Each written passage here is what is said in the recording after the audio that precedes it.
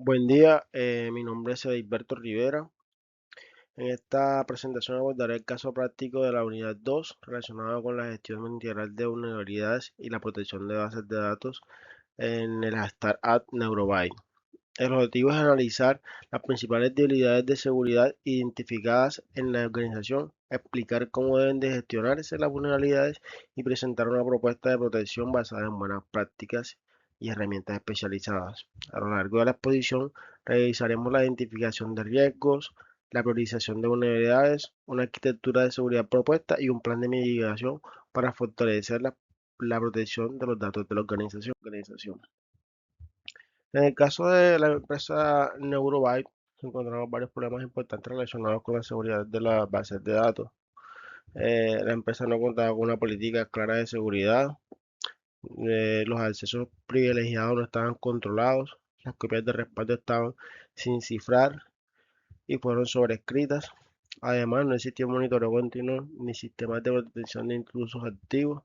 También se identificaron contraseñas débiles, configuraciones por defectos y permisos excesivos otorgados a algunos usuarios.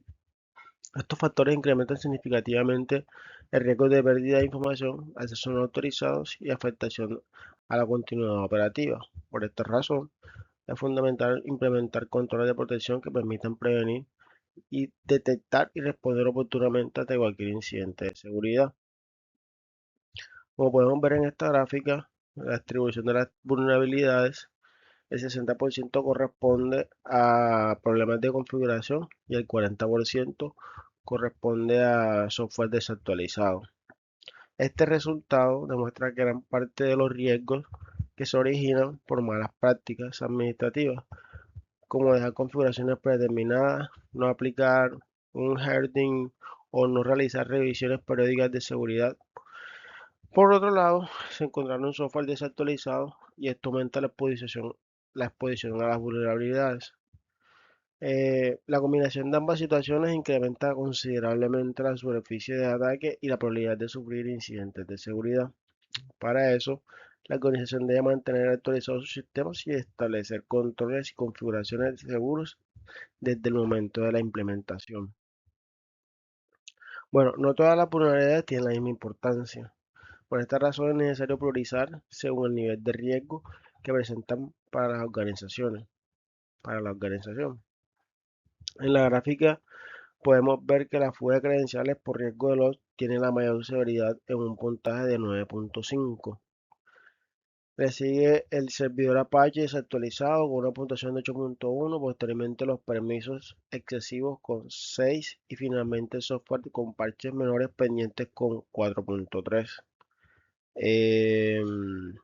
La principal enseñanza es que los recursos de seguridad deben orientarse primero hacia aquellas vulnerabilidades que tienen mayor impacto sobre la confidencialidad, la integridad y la disponibilidad de la información. Así, de esta manera se logra una gestión más eficiente de los riesgos y se optimizan los recursos técnicos y humanos de la organización.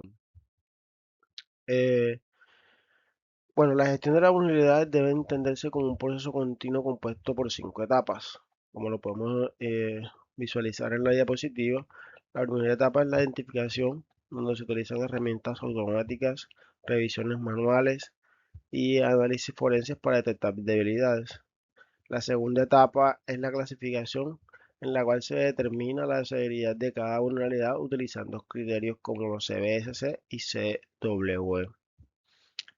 La tercera etapa consiste en priorizar los hallazgos de acuerdo con el nivel de riesgo y el impacto para el negocio. Posteriormente, se realiza la mitigación mediante la aplicación de parches, configuraciones seguras, controles de acceso y mecanismos de protección. Y finalmente, se desarrolló un proceso de monitoreo continuo mediante auditoría, sistemas de alerta y herramientas de supervisión. Este ciclo permite mantener una mejora permanente en la postura de seguridad de la organización.